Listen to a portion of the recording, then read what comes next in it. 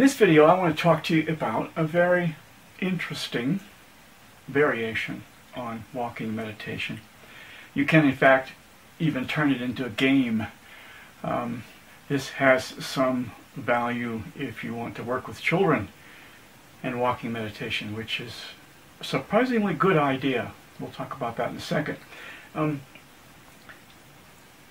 I've made several notes here that I want to make sure I don't forget to tell you everything that's on my mind about this, because there's so much of value in this way of doing walking meditation.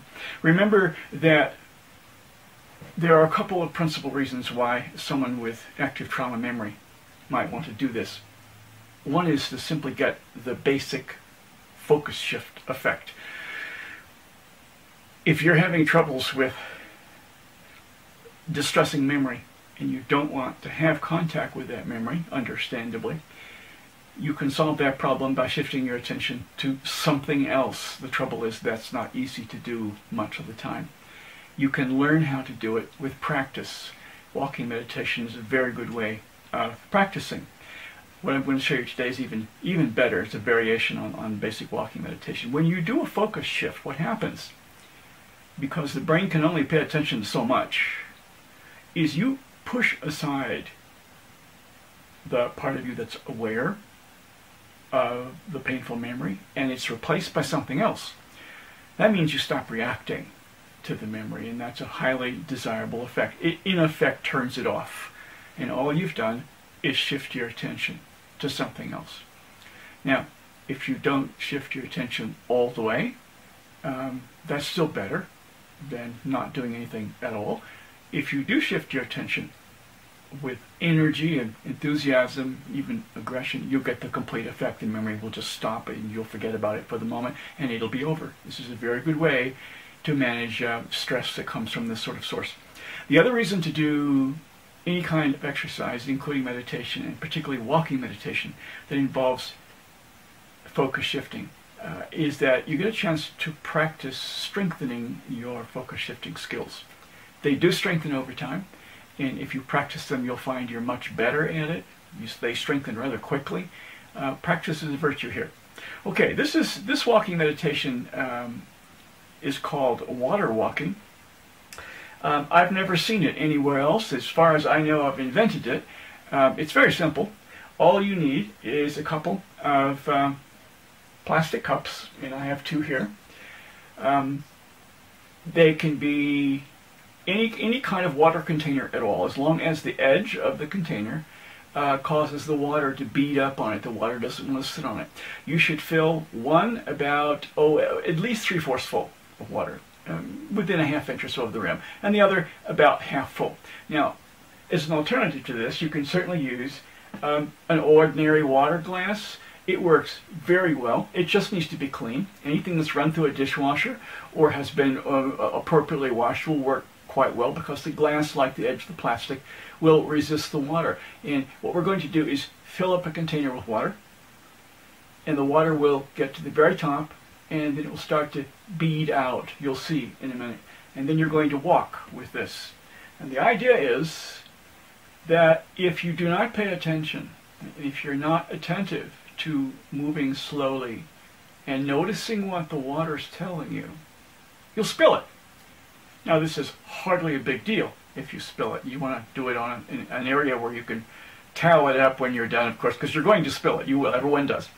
But every time you spill some water, you stop and you refill the glass and you bring it back up to the top again so it beads. And so once again, you have this exquisite feedback about whether or not you're paying attention.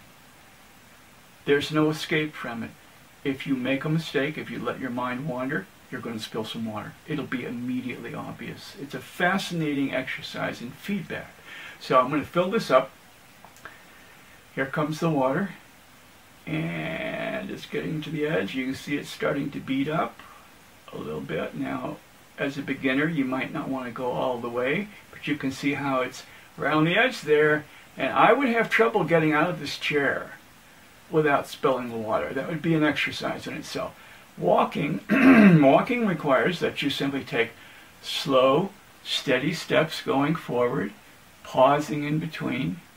Now, as you work on this, taking little steps, you will take little steps at first, believe me. As you work on this, you will notice that you'll pay more and more attention to it. You'll get better and better at it, and that's the focus shifting effect that we're after. So when you get really good at it, what you're going to want to do, and it'll probably take a few minutes and a few steps before you can do this, then go ahead and beat it up all the way. Now, see that? See how delicate that is? Can you move and not spill any of that? You're going to have to pay attention like you rarely pay attention to anything to pull that off. That's the key idea. This is a feedback tool. This will make you walk slowly. It will teach you how to walk slowly. You'll be amazed at how difficult this is, and yet it's very possible. Some people are much better at it than others. Some learn. Some seem never to get it. I've done this with a lot of people. Everybody can improve their ability to focus with this exercise. This will make you slow down in your walking. I'm checking my notes here, make sure I've hit every point.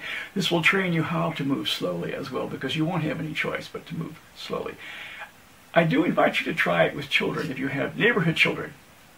I mean, they've never seen this exercise before, so if you give this to them, they're going to be intrigued. Boys, of course, get competitive. Girls get focused. Very often the girls are better at it than the boys, although the competitive boys will stay with it until they get it because they don't want to not be able to do it. Finally, once you've learned how to walk slowly and you've learned the value of allowing yourself to simply sink into a simple exercise like this, I want you to try something very unusual.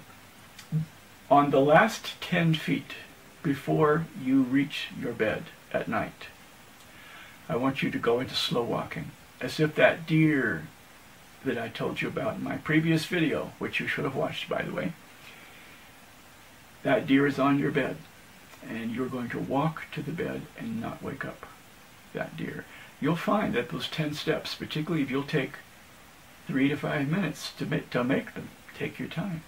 This will quiet your mind very nicely, and you'll sit on the bed and slip under the covers and go to sleep more easily than you usually do, because your mind is already prepared for sleep. You've already stopped looking at the noisiness of the day. I've had a number of people tell me this works quite well. I've used it myself and it does work well. So best of luck, and let me know how it turns out for you. I'll be very interested.